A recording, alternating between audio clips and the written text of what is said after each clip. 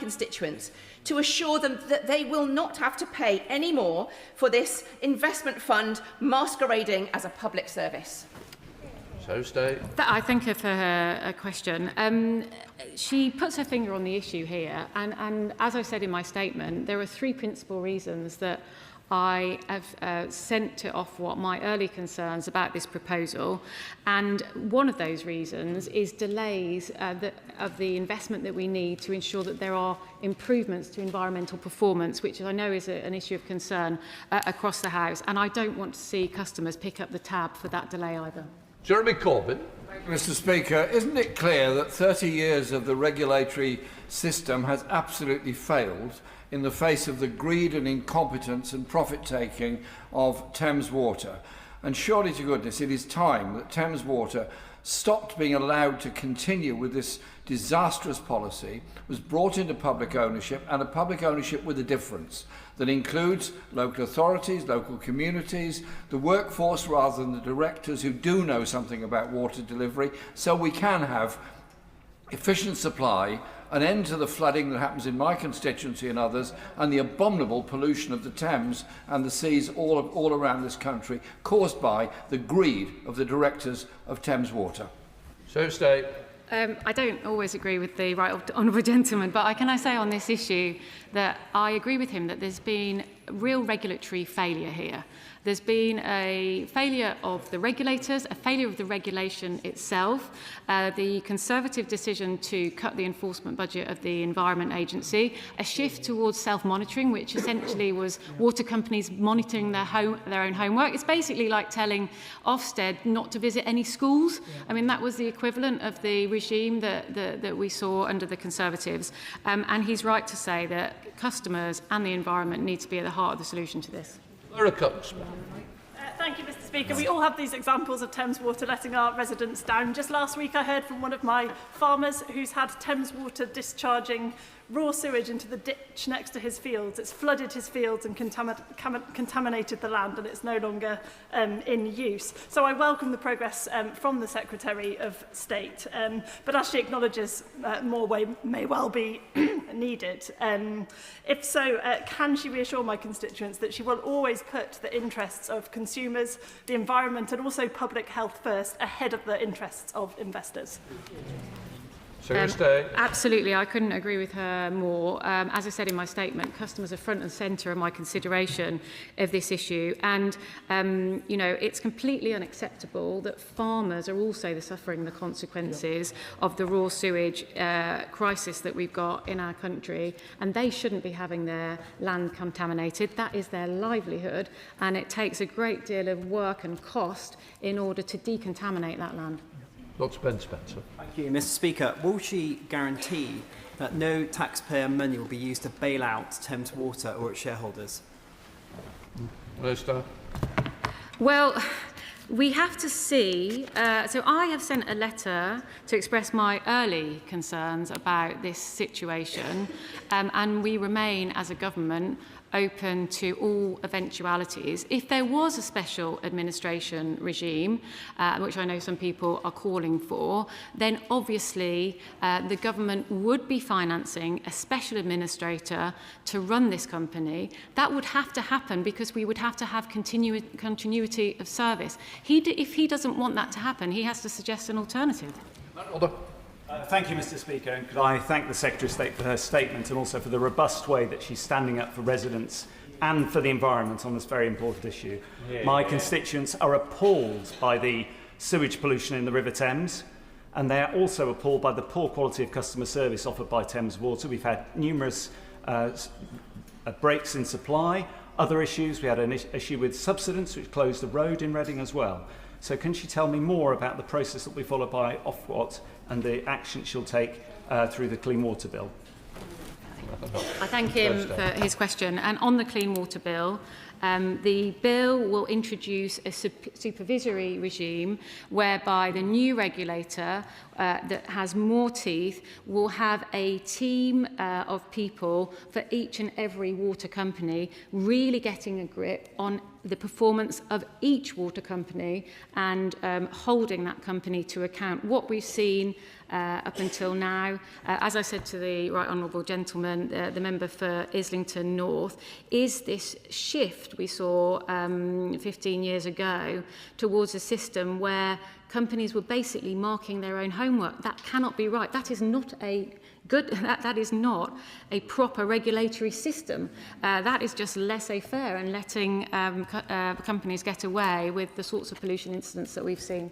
Ellen Maguire. Thank you, Mr. Speaker. Thames Water is in crisis. I thank the Minister for not approving this deal. It's sinking under £20 billion of debt. It's like a leaky ship that can't stay afloat. Last year, my constituents are paying on average £203 additional per year. They simply can't continue to pay the price for this failure. So when will the Minister stop pouring money into this leaky ship and put Thames Water into special administration and put everyone out of their misery? Minister. I thank her for her question and for her welcoming the fact that I have sent this letter with my early concerns. As I've said to her, there are two different ways for special administration regime. One is insolvency, which is a matter for the directors of the company and then would have to go through the courts, and another is the performance SAR. Helen Donovan. Mr. Speaker, Thames Water is clearly failing its customers and the environment, and I want to thank the government for the action that they've taken this week to be very clear to Thames Water that they will not be allowed off the hook for fines, they will not be allowed off the hook for performance targets, and they must not be allowed to mark their own homework. I wanted to probe her on one specific aspect of their failure. On the Environment Committee, we asked Thames how much they'd spent on all of these legal proceedings to try and avoid a special administration regime. They replied, "We estimate that our legal fees for work done in connection with our liquidity extension transaction as implemented through the interim restructuring plan at the High Court and the Court of Appeal was approximately £67.6 million. That was last June, so I'll be writing to them to ask for an update on those costs. But given that shocking amount being wasted on legal bills, almost 3% of what customers are paying in bills, does the Secretary of State agree with me that Thames Water must be spending their money on fixing broken pipes, not bonuses and not bumper legal payouts? Yes, we want the priority for Thames Water to be on investing in the water infrastructure that is needed to improve the service it gives its customers and also the infrastructure that it needs to drive environmental improvement. Dr. Ellie Charles. Thank you, Mr. Speaker.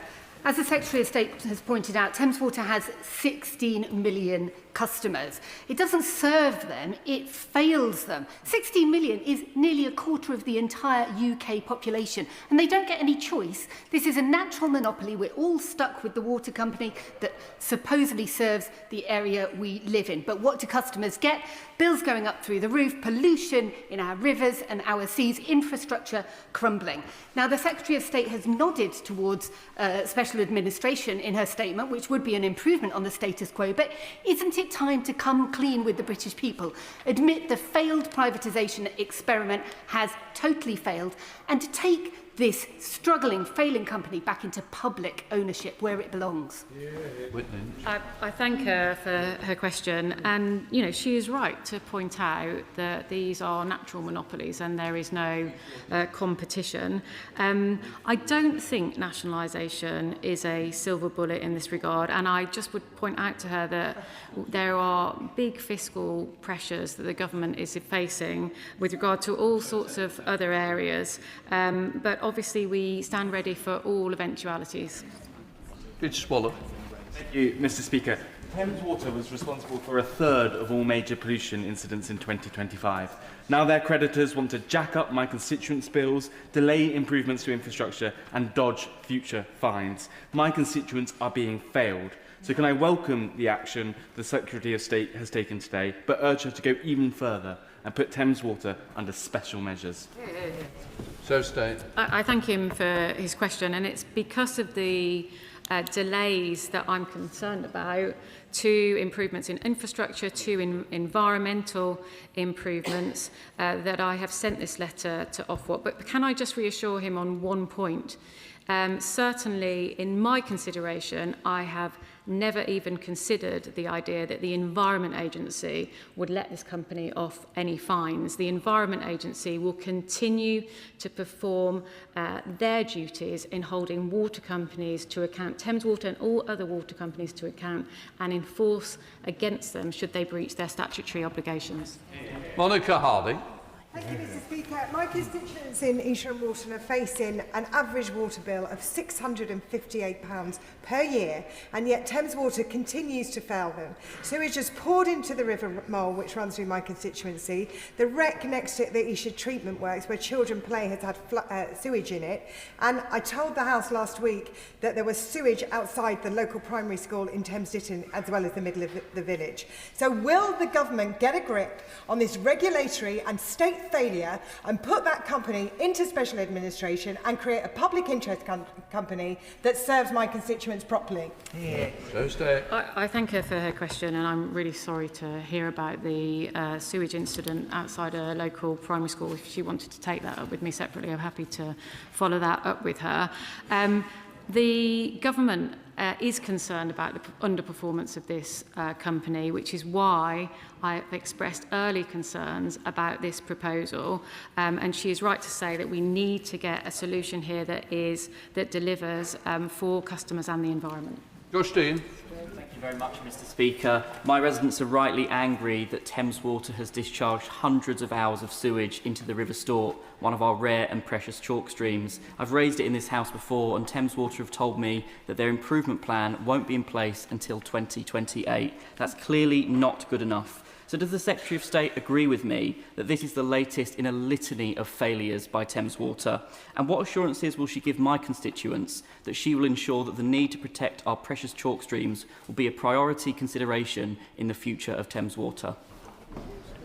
He's right to say that there's been 15 years of failure and the company letting down customers, businesses in his constituency.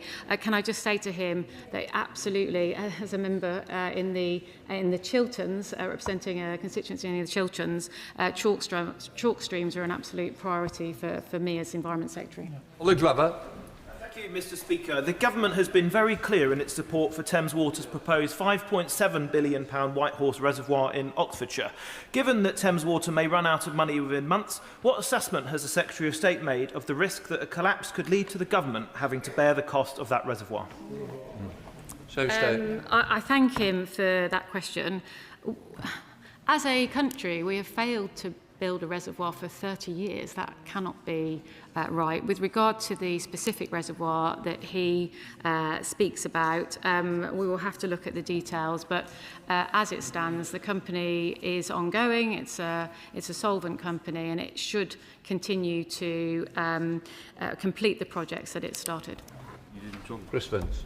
Thank you, Mr. Speaker, and can I thank the Secretary of State for a statement, and can also thank my humble friend from Hertford and Stort for raising his concerns about the River Stort, which obviously goes past my constituency as well. And I spend a number of hours running along it, so I know what a beautiful area it is, and it does need to be protected. Mr. Speaker, I can't tell you the number of people, not just in Harlow, but everywhere I go, who raise their dissatisfaction with Thames Water.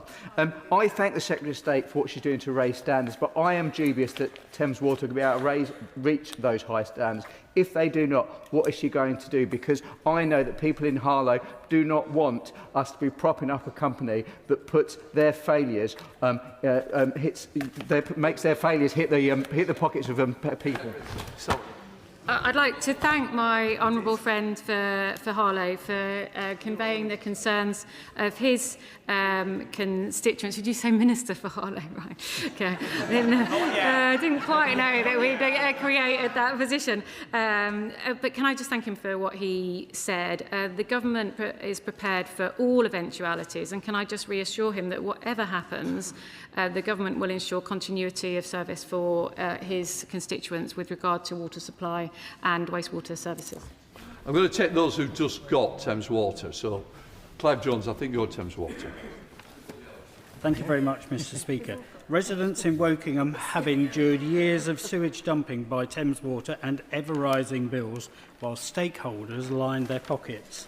The current ownership model is unsustainable. So will the Minister continue consider our call for water companies to be mutually owned public benefit corporations, putting customers and the environment first, rather than prioritising the interests of creditors and financial institutions? I thank him for his question. Having served in the Treasury as the Economic Secretary, I worked on our plan to double the number of mutuals across the economy. More broadly, not just with regard to Thames Water, I'd be very happy to see more mutual ownership of water companies, but the question is how you get there.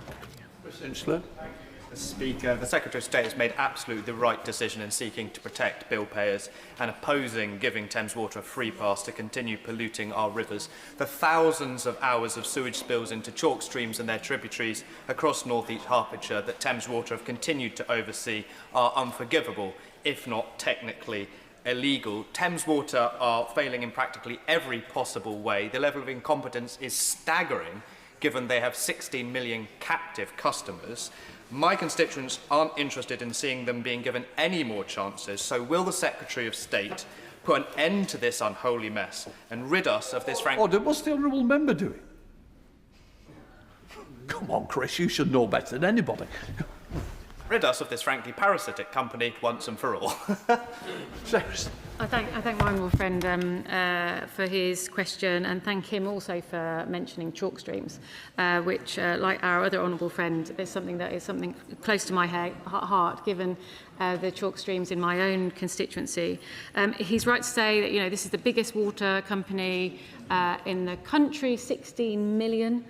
Customers. As I've said, the government stands ready for all eventualities, including a special administration regime, and front and centre of my consideration of this issue are the customers that he talks about. Victoria. Thank you, Mr. Speaker. My very first letter as a Member of Parliament was to Thames Water, following the unacceptable thousands of hours into the River Vere, one of our precious chalk streams. So whatever the future structure of Thames Water, what guarantees can the Minister put in place that the environmental obligations will be strengthened rather than weakened? Well, can I first say that, as I said to a previous question, the Environment Agency, regardless of how the situation develops, will continue to investigate pollution incidents and enforce and make sure they take enforcement proceedings against any company, including Thames, who are involved in pollution incidents. Miller. Thank you, Mr. Speaker. In March, my constituents in Northley and Ensham went without water for nearly 3 days due to the collapse of a major water pipe.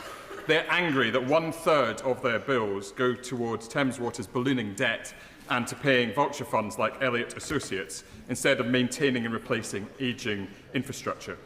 My right honourable friend, the member for Witney, was right to challenge further borrowing by Thames Water in the Supreme Court.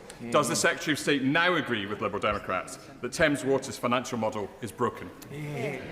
Well, as I said in answer to a previous question, what the government seeks to do in the Clean Water Bill is make sure that the new water regulator that will be integrating the functions of Ofwat, the EA, the Drinking Water Inspectorate and Natural England doesn't allow companies to get into the sorts of unmanageable levels of debt that we've seen.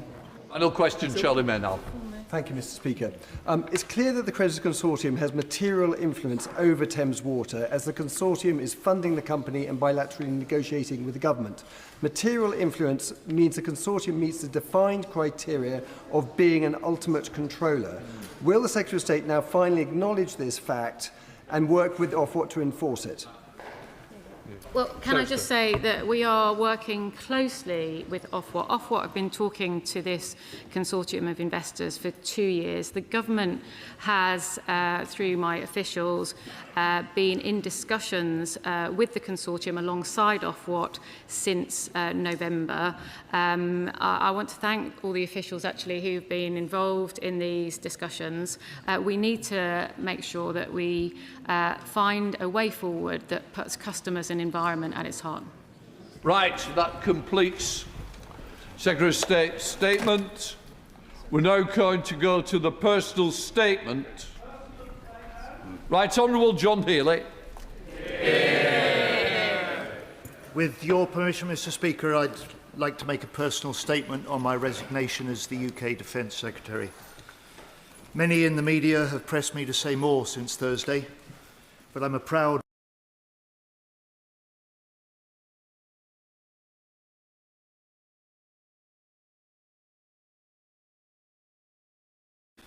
I took the decision to resign with the very greatest regret and reluctance. I continue to be certain about this decision. In time, I believe it will be seen as necessary in securing the future of our armed forces and of our alliances. It's been the privilege of my life to work alongside the exceptional people who serve this country in defence, military and civilian alike. They work 24/7, so often unseen. They are the very best of Britain.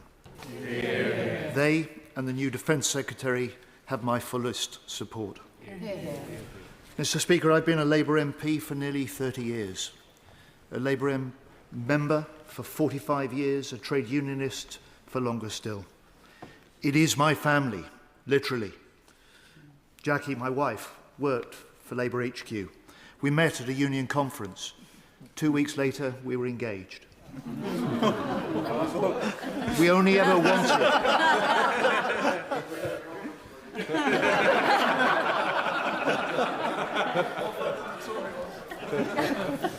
Look, we ask so much, all of us, of our partners in politics, but we only ever wanted a successful Labour government leading a stronger Britain. And my decision last week was about our country, not career. I loved the job. I won't miss going to bed with 3 phones or 3 a.m. phone calls. And I'm proud of what we've done in less than 2 years as a Labour government. We stepped up international leadership for Ukraine. We've raised defence investment 3 years earlier than anyone expected. Won record defence export deals. Given the armed forces their biggest pay rise for 20 years, brought 36,000 forces family homes back into public ownership. Yeah. And we've signed major defence agreements with Germany, Norway, France and the European Union. Delivering for defence, delivering for Britain. Yeah. And the Prime Minister has led this drive, rightly earning respect at home and abroad. He and I jointly commissioned the first of its kind strategic defence review, which has set the vision to transform our armed forces, to make our military more war-fighting ready, better able to deter. And we've been doing exactly this in the 12 months since the SDR was published. Delivering in a different way. Investment with deep reforms to get a grip of budgets, procurement and delivery. Investment so that every taxpayer's pound works twice, once for national security and once to back British industry, create British jobs. Investment in new defence tech, drones and AI that draw lessons from Ukraine for our own UK forces. And I will always seek cross-party common ground on defence, but I won't let the Conservatives forget their record in government or the hollowed-out legacy they left in our armed forces. Mr. Speaker, since the SDR, we've seen the world changing still faster, with threats increasing and demands on defence rising. Conflict in the Middle East, new NATO missions in the High North, the US moving forces away from Europe, intensifying attacks in Ukraine, and increasing Russian aggression towards the UK. NATO has now said we must prepare for war with Russia within the next 5 years. This is the age of hard power and rising threat. This is not the moment for calibration or incremental change. This means bigger politics, bolder priorities, harder choices. And Britain's challenge now is the transformation and the rearmament of our armed forces. The Prime Minister knows what the country needs for defence. He spelled out the threat this month when he said, "It is our intelligence assessment and the assessment of other countries in NATO that there could be an attack by Russia on NATO as soon as 2030. So Britain must set the headmark of spending 3% on defence in 2030 and a clear path to 3.5% in 2035, the commitment all NATO nations have made to each other and to their people. And I believe this would command wide cross-party support. Mr. Speaker, our predecessors in this House experienced what happens when deterrence fails. Our predecessors in this House entrusted us with institutions like NATO that they created to keep us safe. We don't choose the circumstances in which we serve or the responsibilities that fall upon us either in this House or in government. And it's the duty of our political generation now to ready Britain for the uncertainties of the years to come. And the decisions that we make in the months ahead will be judged by those who follow us. At this dangerous time, I see the current defence investment plans falling well short of what is required. A rise of 0.08% from next year to 2030, no date for reaching 3%, no path to 3.5%. By 2030, well over half of NATO members will be spending 3% or more. And when allies are looking for British leadership, we must not fall behind. When NATO needs European nations to step up, we must not fall short. Our adversaries don't follow timetables set by the Treasury. I appreciate how hard this is for Cabinet colleagues, and I'm very grateful to those who support what's required. But not all needs to be done by cutbacks elsewhere. There are credible ways of meeting the mid-term funding challenges, working multinationally, and as other nations in Europe are doing. That could allow us to protect the ability to deliver our Labour missions across government. Beyond this, Mr. Speaker, we need a bigger view of national security. It's not just the job for defence or the agencies. Every department has a part to play in national security and national resilience. From energy to transport to health. Security must run through the government like letters through a stick of rock. And security must be felt in the communities right across Britain, reversing long-term decline and bringing new jobs and new hope. For now, Jackie's just grateful I no longer carry 3 phones in my bag, although I do still have my bottle of HP sauce. We now come to the next personal statement. Alkans. Mr. Speaker, with your permission, I'd like to make a speech on my resignation. I want to start by echoing the remarks of so many in the House on the 10th anniversary of the death of Jo Cox. Whilst I did not know Jo, I know what she stood for. Her unwavering commitment to equality has left a lasting legacy, and her words still ring true. More in common than divide us. Still true and still worth fighting for. I'd also like to pay tribute to my right honourable friend from Rochester and Coningsburgh.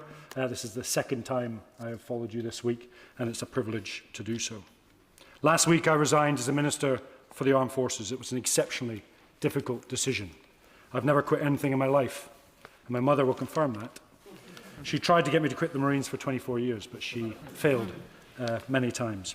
But I spent those 24 years in uniform. I served in operations around the world. I commanded men and women in combat and carried responsibility for their lives. I buried friends and stood beside families receiving the worst news imaginable. So when I accepted ministerial office, I did so with a simple purpose: to serve those that serve us. I remain grateful to the Prime Minister for the opportunity to do so. I thank my ministerial colleagues, the individuals on this side of the House, civil servants, and above all, the servicemen and women I have had the privilege to represent. But there comes a point when honesty requires action, and for me that point came last week. As honourable members know, I came into politics for one reason, and that was to enact change. But to be able to work out where you're going, we must realise where we have come from. The Labour Party I joined is one that was chiselled out of the mines of the North East. It was hammered out of the shipyards of Govan, Liverpool and Belfast, and it was forged in the factories of the Industrial Revolution. Calloused hands, sore backs, people who did a hard day's graft and asked for one thing in return: a government that has their back. That's the tradition I serve in this House, and it's the tradition that shaped that decision I took last week. And I resigned for several reasons. Firstly, because I no longer believed the Defence Investment Plan was preparing for the wars we are most likely to fight. The character of warfare is changing at an exceptional speed. In Ukraine, a navy without a ship has destroyed a navy. A drone costing thousands can destroy a tank costing millions. A drone can now strike 2,000 kilometres into Russia at a fraction of the cost of a fighter jet. It is not either or. It's an equitable mix of high-end sophistication coupled with low-end mass. That's the balance we must seek, but from my view, the Defence Investment Plan did not strike that balance, for various reasons. I want to give just a small example to bring that home, because it can be often lost. In a town in Ukraine similar to the same size as Hereford, in one day, there were 12,000 drones in the air. Just comprehend that, 12,000 drones in the air, and 90% of all casualties are from drones. Not the rifle, not the grenade, not the tank, not the artillery, but from drones. What will it take? I asked the House, what will it take to realise these figures are not fiction? They're not an embellishment of the truth, but a hard fact born out of the blood and the steel of a hot war. That is the maths of modern war. Millions of drones against high-end sophisticated systems that deliver late with huge levels of inflation and, importantly, cannot be reproduced at the pace required to sustain a conflict against a major adversary. What will it take to learn this lesson? Do we need to rerun the snatched Land Rover? Do we need to rerun the lack of body armour? Do we need to rerun the lack of protected vehicles in Afghanistan that I saw impact men and women in the front line? We do not, and we should not. Moreover, as the clouds of war darken Europe's border once more, do we need to learn the lessons our forefathers learnt in World War II or indeed the Cold War? This isn't about individual items of equipment or bespoke defence funding lines, but about preparedness, about unity of purpose, prioritisation and national resilience. We are no longer packaging up our military to deploy to a foreign field, but being ready to fight from here, fight from the home base, for democracy, for the right to self-determination and for European security. The reality is we are spending too much time preparing for last year's war, not tomorrow's. And I urge the House to push for transformation, push hard and push for delivery this side of 2030. Secondly, because even if the plan had been right, it was not adequately funded. I do not lay all the blame at number 10 or number 11. We failed, I failed to make that conversation and that argument. But national security and economic security are not competing priorities. They are the same priority. A country that cannot defend itself will not stay prosperous for long. Put simply, a country that cannot defend itself will struggle to protect its prosperity. And thirdly, I left because I could no longer ignore the continued failure to address the treatment of our veterans in Northern Ireland. It's a difficult issue, and I cannot describe how difficult this fight has been. Whatever the view people have of the Troubles, a country owes a duty to those it sent into harm's way under lawful orders. That duty does not end when that uniform comes off. The Labour movement was built on a simple idea, that the people who do the hard work this country asks of them deserves the backing of the state in return. Too many veterans have carried uncertainty for too long, while others have benefited from political accommodations that were never available to those who served, and I could not reconcile that with my own understanding of duty. But, Mr. Speaker, in slightly more detail, the IRA failed to achieve its political ends through the use of terrorist tactics. We must be exceptionally careful that we do not help them achieve those ends through other means. Constant, never-ending legal wranglings that undermine the contract between the nation and those that serve is neither a good use of taxpaying money nor an effective execution of strategy. Inquests, inquiries and an independent commission creates a hierarchy of truth. It will cost us hundreds of millions for 15 years. Painting the state as an aggressor, supporting our adversaries, political objections and causing untold anguish for those that only ever deployed to protect us. We have neither the political capital nor the resources to spare for this unjust journey. In broader terms, in 2026, security means more than military strength alone. It means secure borders, secure energy, secure jobs, and secure communities. It means knowing that if you work hard and contribute, one unexpected bill will not push your family into crisis. It means knowing your children will have opportunities you did not. These things are connected. They absolutely are. The cost of living is shaped by conflict thousands of miles from here. Hostile states target our infrastructure, our supply chains, our democracy. Energy security shapes economic security. Economic security shapes social cohesion. And importantly, above all else, social cohesion shapes national resilience.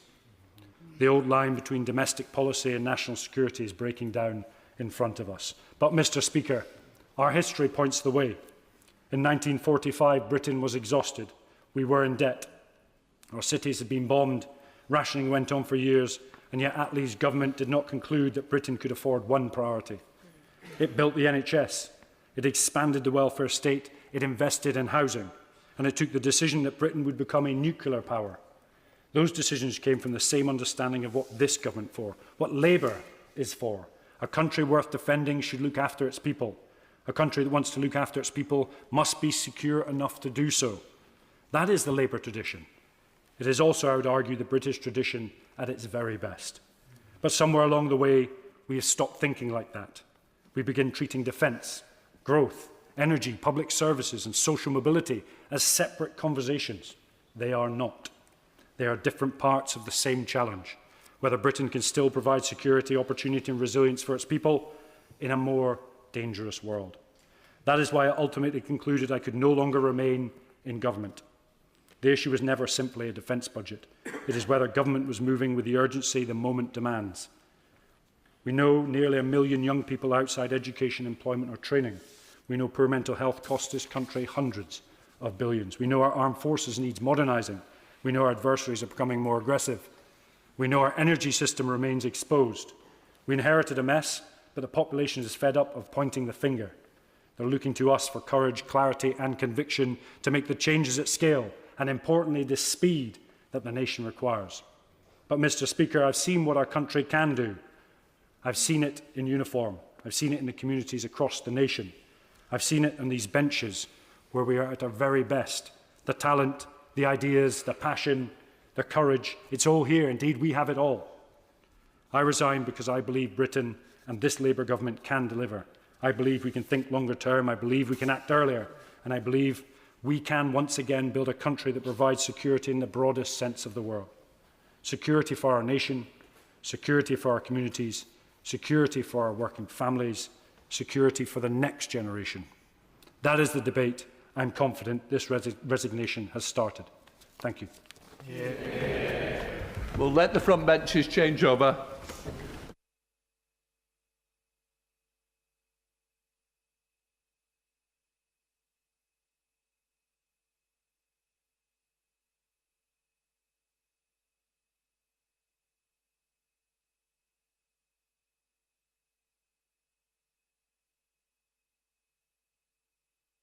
Point of order, Sarah Owen.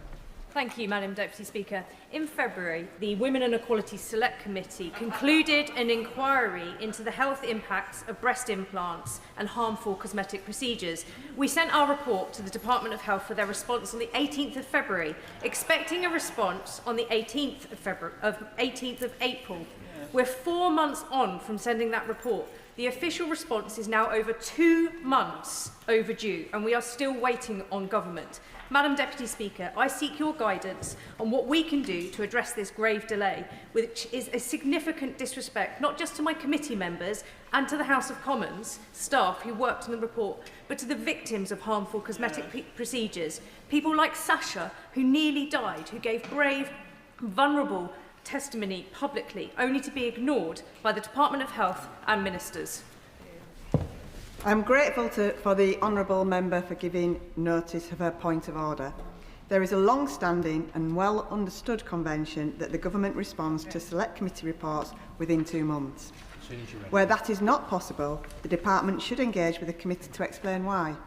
I have no power to compel the Department to produce a response, but the Table Office will be able to advise her on how she might pursue the matter further. The Clerk will now proceed to read the orders of the day. Cybersecurity and Resilience Network and Information Systems Bill, as amended in the Public Bill Committee, to be considered.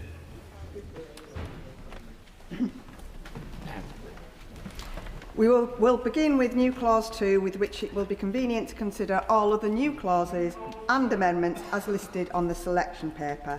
I call the Liberal Democrat spokesperson to move new clause 2. Do I just start? Yeah. As the Director of the National Cyber Security Centre said, every organisation delivering the UK's critical services relies on uninterrupted digital operations.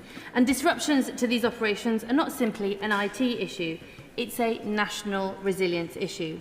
This is a point that the Liberal Democrats wholeheartedly support, and is why we welcome the measures introduced in this bill, which strengthen existing cyber protections to enhance national security. However, as the Liberal Democrats have made clear throughout all stages of this bill, there are many missed opportunities to truly future-proof our country's cyber security, to protect our democracy, economy and national security. I therefore speak today to the Liberal Democrat amendments of this bill, which we think would truly achieve this. First of all, in the scope. Last year, we saw the costliest cyber incident in UK history, with the financial damage caused by attack on Jaguar Land Rover estimating to cost between 1.6 and 2.1 billion, a cost shared between JLR directly and its supply chain. In the public sector, cyber attacks are causing eye-watering costs too. We just need to look back to Redcar's cyber attack, which cost them a staggering £10.4 million. Yet this bill takes no consideration of the significant economic cost that such cyber attacks have, excluding both retail and manufacturing industries, as well as local government from the scope of this bill. NC4 and NC5 address this crucial gap. NC4 would bring in the manufacturing of critical transport equipment and the retail of food and essential goods, where they form a part of the large-scale distribution chain, within the scope of essential categories under this bill. That means companies like Jaguar Land Rover would finally receive the protections and their strategic importance demands and protect their supply chains too. NC5 extends that same recognition to local authorities, whose digital infrastructure underpins the delivery of services that millions of people depend on. The government's own industrial strategy recognises that sustainable and secure growth requires strong levels of cyber resilience across their economy, but their own cyber bill does not live up to this. If a cyber attack brought JLR's production lines to a halt or crippled the digital infrastructure of a council, the damage to our economy and to people's daily lives would be enormous. And these are not the only issues within the scope of this bill. Safeguarding our democratic processes must be treated as a national security priority, and here too the bill falls short. At a time when foreign interference in our elections is not a hypothetical, but a documented and growing threat, the government has chosen not to act. NC8 and NC9 would begin to change that. NC8 would designate the administration of elections and voter registers as essential services within the meaning of the NIS regulations, a straightforward recognition that the machinery of our democracy is as critical as any power grid or hospital network. NC9 would designate political parties as essential services for the purposes of cyber security, extending meaningful protection to the organisations through which the British people exercise their democratic voice. I understand that this bill is not a silver bullet for cyber security, but these amendments make a modest, targeted and entirely reasonable ask that vehicle manufacturing, food retail supply chains, local authorities, our elections and our political parties are brought within scope. And we can see the impact of the lack of action to secure online and cyberspaces by turning to online-generated fraud and scams. Fraud makes up 44% of all UK crime and online technologies, especially AI, are supercharging this. According to reporting in the Times a few weeks ago, research by Lloyds Bank found that Meta's social media sites are a starting point for 76% of purchase scams in the UK, with the value of losses to the UK customers estimated around 66 million in the last year alone. Not only does the government's fraud strategy completely overlook the role of social media giants and big tech in the proliferation of online scams, but this bill fails to explicitly address the risks that fraud and scams pose to critical infrastructure and organisations. This is especially striking considering the government's official statistics on cyber security breaches showing that phishing attacks, aka scams, remain the most prevalent type of breach or attack by far in the UK. Amendment 1 would change this, amending Clause 8 to explicitly add risks arising from fraud to the list of security threats facing relevant digital services so that they can identify and manage these threats. That's also why the Liberal Democrats are calling for social media giants to be financially liable for scams originating on their platforms, for an online crime agency to tackle these issues and standardise AI labelling. And we must not forget that these threats do not fall solely on large institutions and critical infrastructure.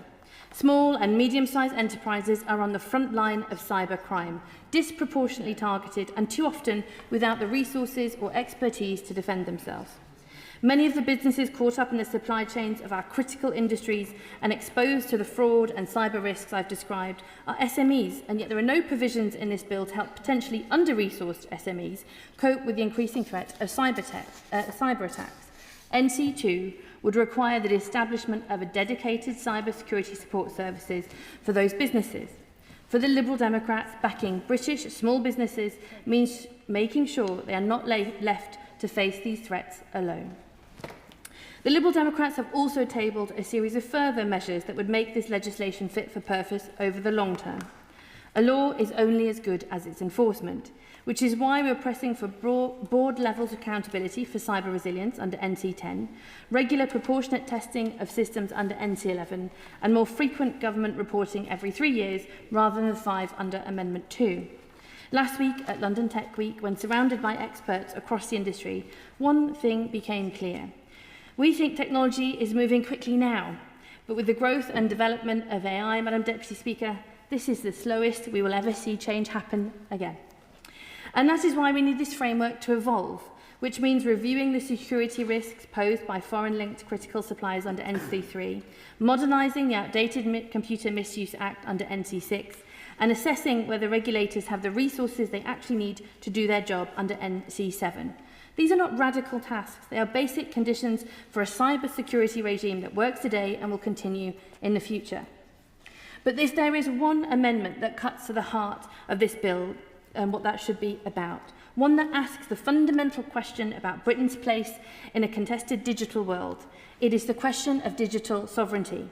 Because all of the protections we have discussed today for our industries, our democracy, our small businesses mean very little if we do not answer first who controls the digital infrastructure on which all of them depend, and question that at every critical level of the stack that we have critical control over that. This is something echoed loudly by the industry itself.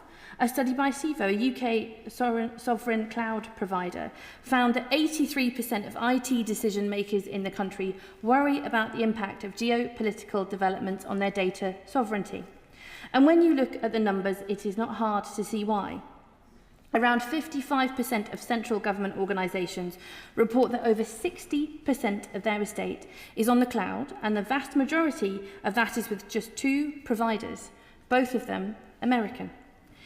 We have handed the keys to significant parts of our national digital infrastructure to foreign corporations, subject to foreign laws and exposed to foreign decisions entirely outside our control. This includes our public services.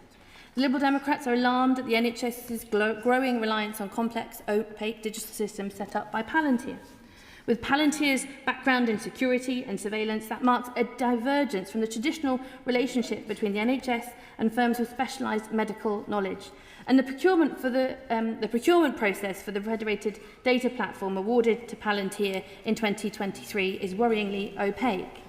We are pleased that the Science, Innovation and Technology Committee has called on the government to exercise the break clause, and we also call on the government to use this break clause and provide a clear timeline for Palantir's removal from the NHS. Even Karp and Zeminska from Palantir themselves said, "The limits of soft power, of soaring rhetoric alone have been exposed.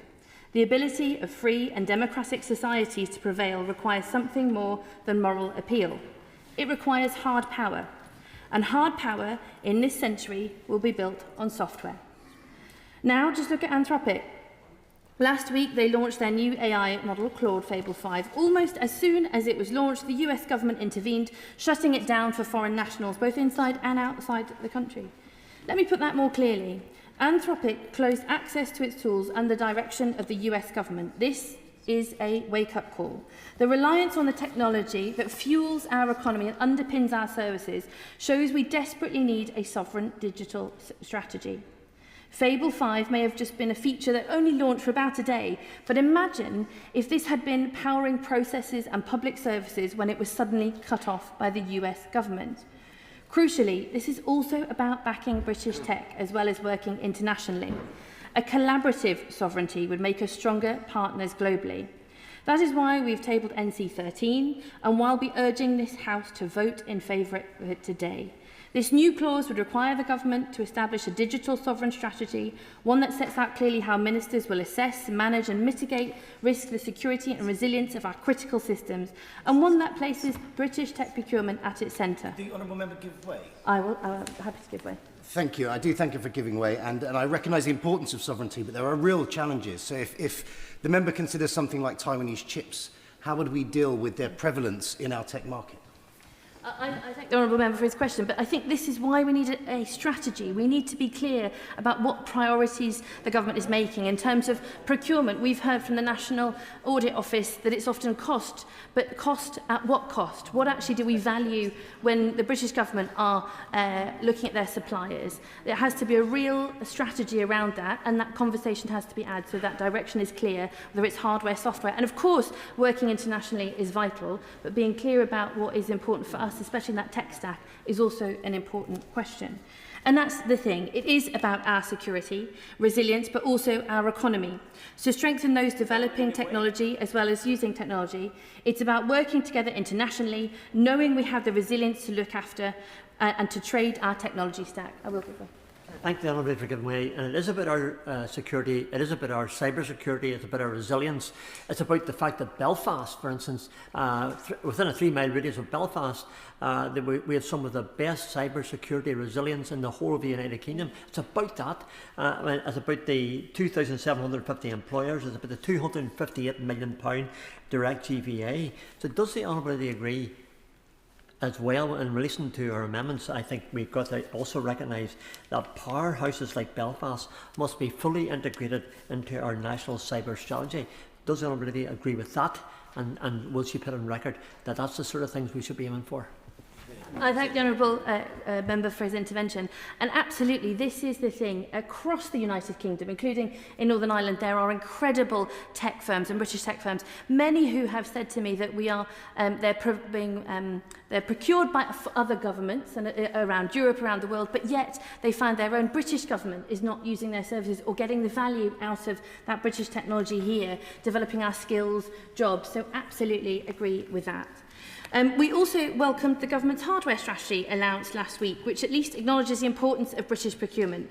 But acknowledgement is not a strategy. NC13 would make it one. And I am pleased to say it's drawn support from across this House. In an increasingly unstable world, the case for British digital resilience, British technology and British sovereign capability has never been stronger. And so I urge members to support this and vote for this clause today. Madam Deputy Speaker, cyber security is no longer a technical matter confined to server rooms and IT departments. It's a question of national resilience, economic strength and democratic integrity. The bill before us takes important steps, but important steps are not enough in today's digital age. With these amendments, we have the opportunity to close the gaps, broaden the protections and build a framework that is genuinely fit for the digital age. Thank you. Security support for SMEs. The question is that new clause 2 be read a second time. I call the Chair of the Select Committee, Dame Chionwara. Thank you, Madam Deputy Speaker. And it is a pleasure to follow the member for Harpenden and Berkhamsted. Now, I would like to start by making 2 relevant declarations of interest. I worked for the Office of Communications before entering Parliament, and I am currently a Fellow of the Institution of Engineering and Technology. And Madam Deputy Speaker, you may have heard me mention on occasion that I was an engineer before coming into Parliament. And as such, in 2010, I was desperate for issues around technology to come up in Parliament, a subject I actually knew something about, but they rarely did so. In the intervening 16 years, however, things have changed.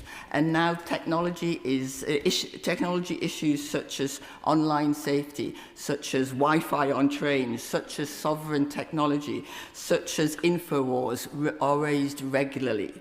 I welcome the increasing role of technology in all our constituents' lives, but this must go hand in hand with rigorous cybersecurity to protect against threats from both state and non-state actors. As I highlighted in my speech at second reading of this bill, currently the UK's only cross-cutting cybersecurity legislation is that inherited from the European Union. The previous Conservative government failed to update these regulations, leaving us working under an outdated framework. So I really welcome this bill, which seeks to expand the scope of existing cybersecurity regulations to new sectors, strengthen the role of regulators, and grant the government new powers to respond to the threats posed by cybersecurity breaches.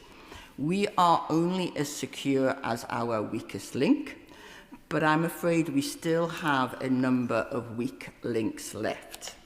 Cyber attacks are having a real financial impact on the UK and are happening at an increasing rate.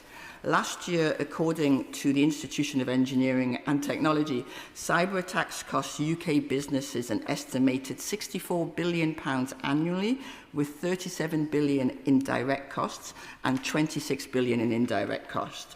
And last year we also saw the well-documented cyber attack that hit Marks and Spencer's, which left shoppers unable to buy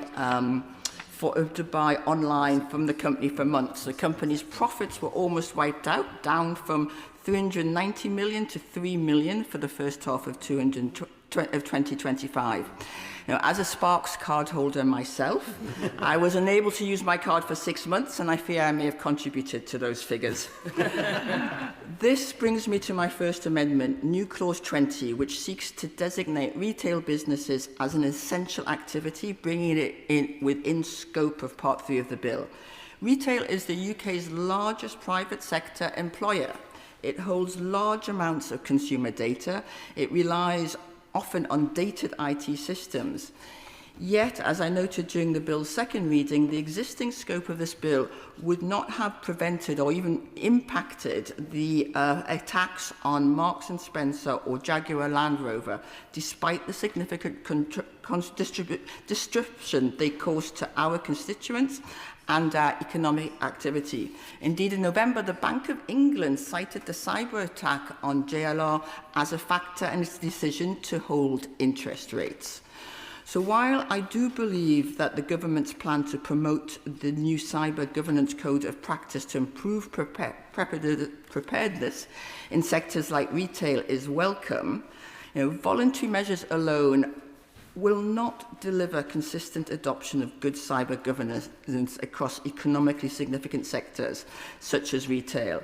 So according to the government's figures, only 9,680 Cyber Essentials Plus certificates were issued to small and medium-sized businesses between November 23 and October 24.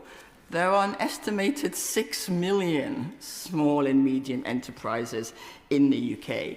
So this is not going to address that challenge at the rate at which it needs to be addressed.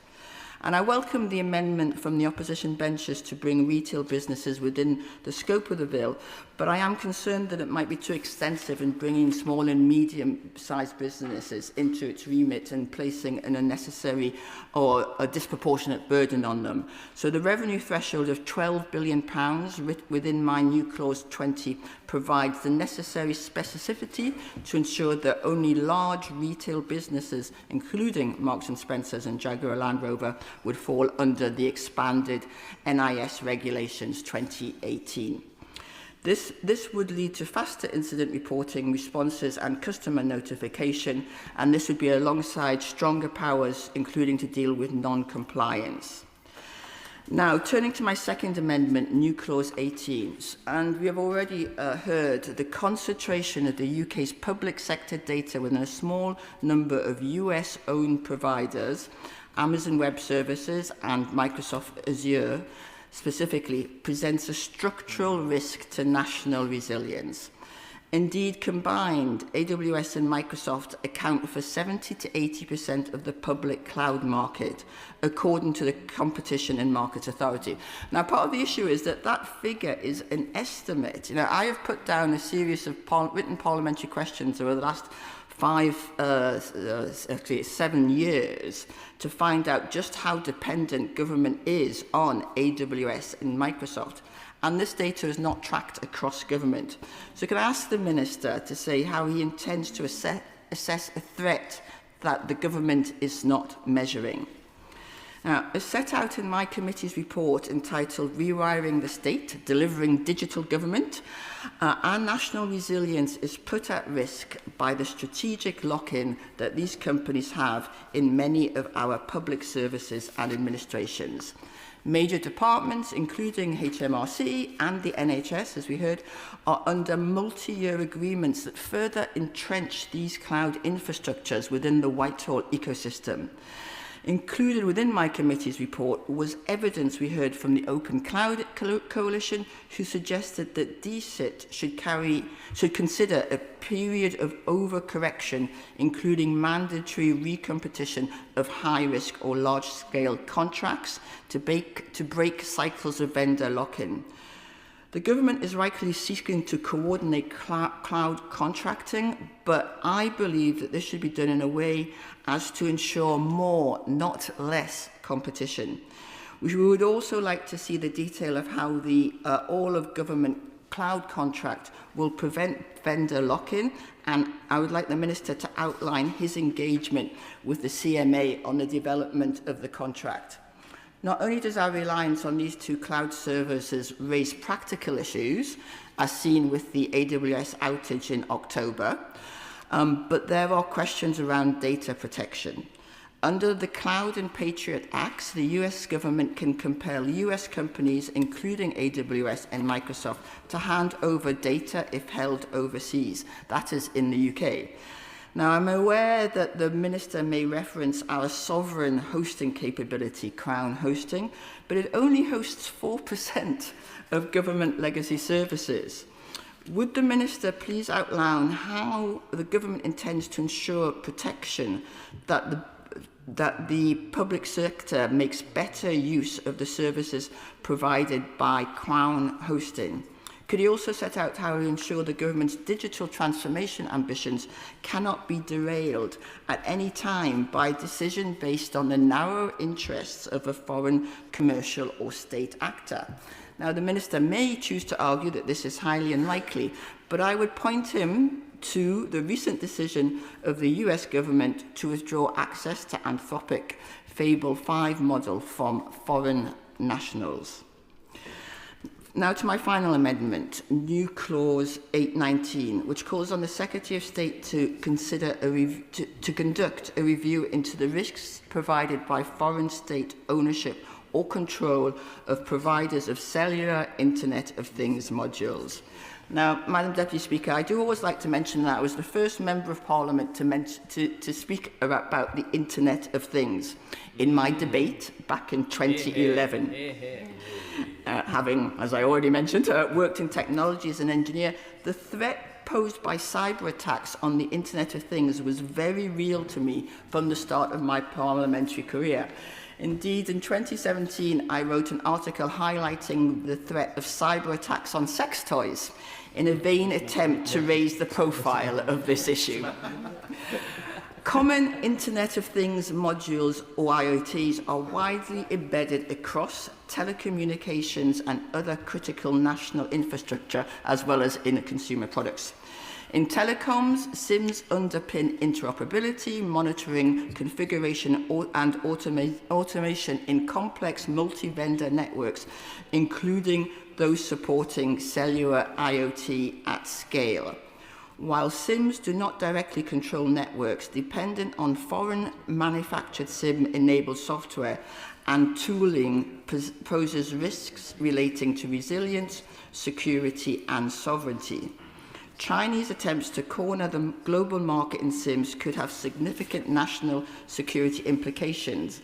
So embedded in cars, when they're embedded in cars, they transmit the location, route, and even passenger video. And I do not, I hope, need to elaborate on the implications of them being switched off or turned to hostile uses. I'm very happy to give way. Very grateful to her. She was very prescient then, and it's got worse. There are lots of talks about Downing Street's cars under the previous administration being searched for IoTs. We know about this huge import from bad actors, which is really where we should be worried, such as China and other countries, and that they also know that many of these contain kill switches in them, which would have devastated some of our industry in generating energy, which would be a disaster. But she's right to have raised it and to continue to raise it now. Thank you. I'd like to thank the Right Honourable Member for his intervention, and he does well to remind us that the impact of hostile action with these SIMs, such as turning on a kill switch, would be devastating across multiple sectors. Potentially the consumer sector, but also security, automotive, transport, finance, and that is why it is so important to consider it. And I would particularly like to draw the Minister's attention to the list of the US's Federal Communication Commission, so that's their equivalent of Ofcom, their list of equipment and services covered by Section 2 of the Secure Networks Act. Now, this list dictates what technology is legally permitted to be authorised for import and sale in the US. Many companies on the list are owned or controlled by the Chinese state. And I'd like to thank the Minister in the other place for meeting myself and my honourable friend, the member for Dunfermline and Dollar, whose amendment I'm also supporting, and hearing our concerns around the supply of IoT devices. But it was unfortunate that the Minister did not see the need for action. And this is particularly true given that, as I've just said, the US have taken action against Chinese-made goods. And during the recent trip of the British-American Parliamentary Group to the US just last week, we heard that there's likely to be further action taken against cellular IoT specifically. And that could see UK products therefore banned from import into the US if they contain these cellular IoT modules. And we've seen a rapid growth of those devices across, as we talked about, transport, but also energy, water, important to mention, and also health, really important. I'm concerned about the ability of our domestic British businesses to export into the US, given these restrictions, as well as the impact on our security. So I would be grateful if the Minister could set out whether he is looking into this concern. So, in conclusion, Madam Deputy Speaker, as was eloquently emphasised in the personal statements made by the recently resigned Secretary of State for Defence and Veterans Minister, the first duty of government is the security of its citizens. That is true when it comes to our armed forces and our defence in the real world, as it were. That is also true when it comes to our security in the virtual world. And those two overlap so much more than in the past.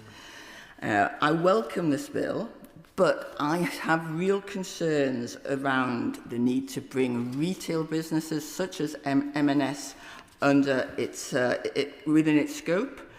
The concentration of the UK's public sector data within a small number of US-owned providers and the implications for technology sovereignty which it raises, and also the risks posed by foreign state ownership of providers of cellular Internet of Things modules. I hope the Minister will address these concerns and deliver the cybersecurity and resilience our constituents deserve. Yeah. Sir Ian Duncan-Smith.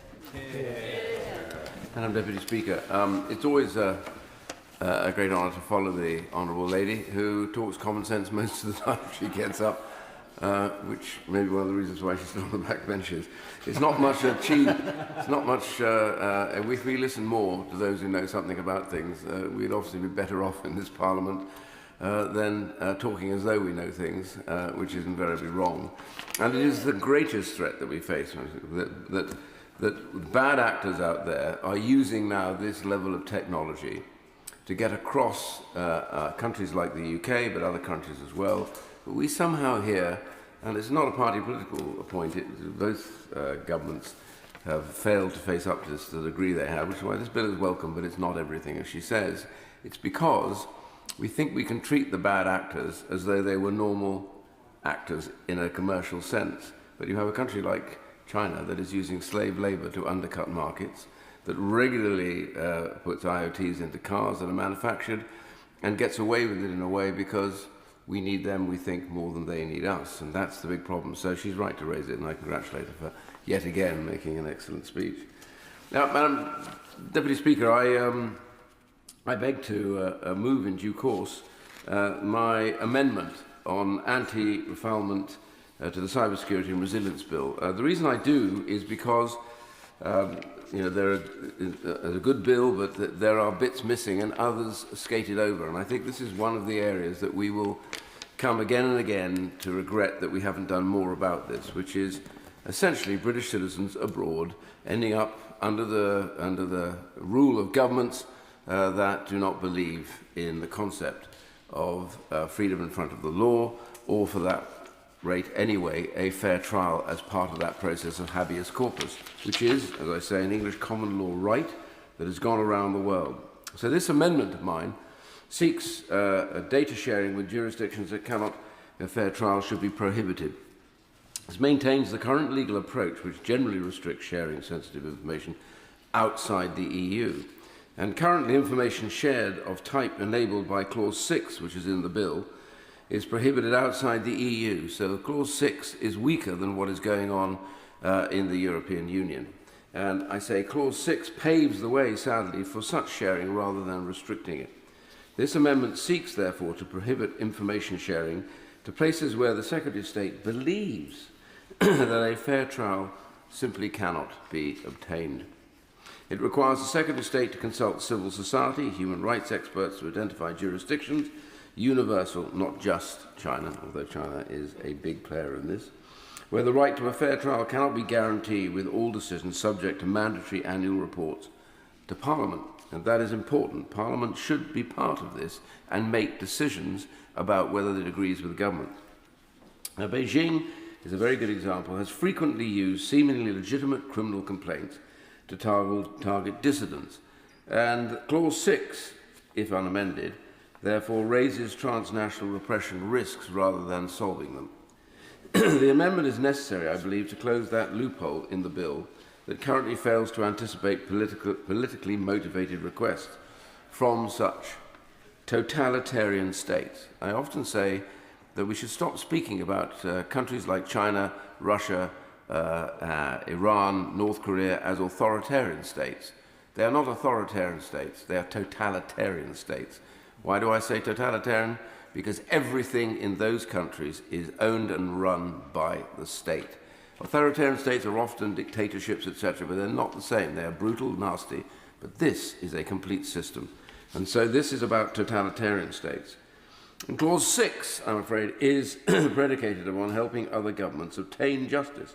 The argument of the amendment is that quite apart from the TNR risks, justice as we understand it cannot be served in a country where there is no essential rule of law, no right to a fair trial, and a judicial system which serves the party. It is a matter of pride, I often say, that perhaps the greatest gift that this country has given to the world is the concept of freedom in the face of the law. And that is the point I made earlier. Habeas corpus came from English common law and dominates so many of the free world's thinking. I mean, it wasn't until the 1970s that some countries in Europe actually practiced habeas corpus. So it wasn't just a case that it was produced by Britain, but also owned by many other countries. And that is at risk here, and we should be the greatest defenders of that right to a fair trial anywhere in the world. Now, let's just take a few of these countries, for example, as to why this is needed. Let's look at China. Requests were made by authoritarian states, totalitarian states in this particular case, as has been the recent pattern, for example, regarding Interpol notices. This is what happens a lot. The People's Republic of China and other countries have a troubling recent history of very significant transnational repression, hounding dissidents in the UK and cloaking their political persecution in superficially legitimate criminal charges. The PRC is not alone in requesting information on political opponents in the UK. They do it a lot. We can confidently speculate that China will make request of the UK should this bill be passed almost immediately. Let me look at the single biggest case that confronts us in China at the moment, Jimmy Lai. He is a British citizen. I cannot tell you, Madam Deputy Speaker, how endlessly in debates, even under the last administration, we had to fight to get the government to state that he was a British citizen, not a dual nationality citizen. He was a British citizen, proud to be British, had been British all his life, only ever owned a British passport, had never been a Chinese citizen with a Chinese passport. And so the Special Rapporteur on Torture, Alice Gill Edwards, in her 2024 and 25 reports, specifically flagged concerns that evidence obtained through torture is still widely admitted in Chinese courts. She also expressed concerns in late 2024 regarding the case of Jimmy Lai in Hong Kong, noting that evidence allegedly secured through torture in mainland China is and was being used in the trial. And on the 15th of November 24, the United Nations Working Group on Arbitrary Detention published its opinion that Jimmy Lai is, and I want to quote here, unlawfully and arbitrarily detained and called for his immediate release. The clause that we are talking about here will not go far enough and does not therefore deal with this, and that is what this amendment is really all about.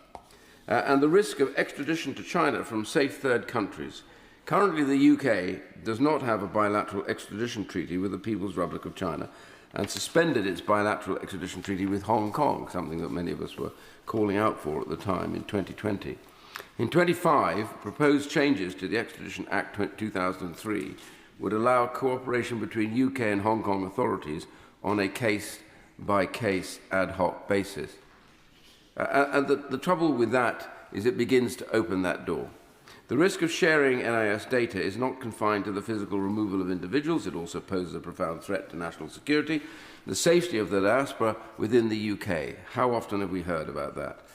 These totalitarian states do not only seek to extradite dissidents, they seek to silence them through transnational repression and to compromise the UK's own digital resilience. Sharing NIS data with an adversarial jurisdiction is akin to providing a roadmap for a state-sponsored cyber attack. Yeah. For dissidents and human rights defenders living in the UK, NIS data can be used to demonize their activity and de-anonymize their activity too. And this information is frequently used to A, identify and harass family members remaining in their home country, B, conduct targeting, phishing and surveillance against the individual's private devices, and C, coerce the individual into becoming an informant under the threat of criminal charges based on the shared technical data. Let me just deal with another case, Ryan Cornelius in the UAE. Ryan Cornelius is yet again a British citizen who has been arbitrarily detained in Dubai for 18 years, despite well-documented evidence of an unfair trial and inhuman treatment. Ryan's detention has been found arbitrary by the UN Working Group on Arbitrary Detention. His case arises from a high-profile financial dispute involving loans connected to a major Dubai development project. Although he and his associates had reportedly complied with restructuring agreements with the Dubai Islamic Bank, he was arrested without warning, transferred by plainclothes officers to a police facility where he was held incommunicado, denied access to a lawyer and subjected to aggressive interrogation. During this time, he was coerced into signing documents in Arabic, a language he does not understand, under a false premise that this would give him his release. Mr. Cornelius's trial proceedings were marked by violations of his right to a fair trial. He was not provided with an interpreter, could not understand the proceedings, while the appointed lawyer did not speak English, rendering effective communication impossible. In 2011, Mr. Cornelius was convicted and sentenced to 10 years imprisonment and ordered to pay $1 billion in penalties. He served the full sentence without the routine reduction for good behaviour, despite being a model prisoner, further underscoring the arbitrary and punitive nature of the detention and the profound deficiencies in the judicial process against him. And he was then to face the fact that they changed the law, and he is now continuing to serve his 10-year sentence. It is now 18 years since he was given that sentence. That is hardly a fair trial. I just want to touch on Jagdar Singh Johal, detained in India. Another issue here. He's a British Sikh activist who's been held without trial in India for 8 years. The United Nations says he's being held, and I quote, on discriminatory grounds owing to his status as a human rights defender and based on his political activism, religious faith and opinions. And this is the problem again, another example of somebody in with a country that we seek to have alliances with, but at the same time is not facing a fair and reasonable process to the law. And that is the point that this amendment makes. And I just praise one particular character, one person, who I think should at least suggest that the government should vote for this. For while still leader of the opposition, Sir Keir Starmer wrote both to Boris Johnson and to Rishi Sunak, calling on them to officially request Jagdar's immediate release. In his letter, Starmer made clear that his detention is arbitrary and that he had been gravely mistreated with no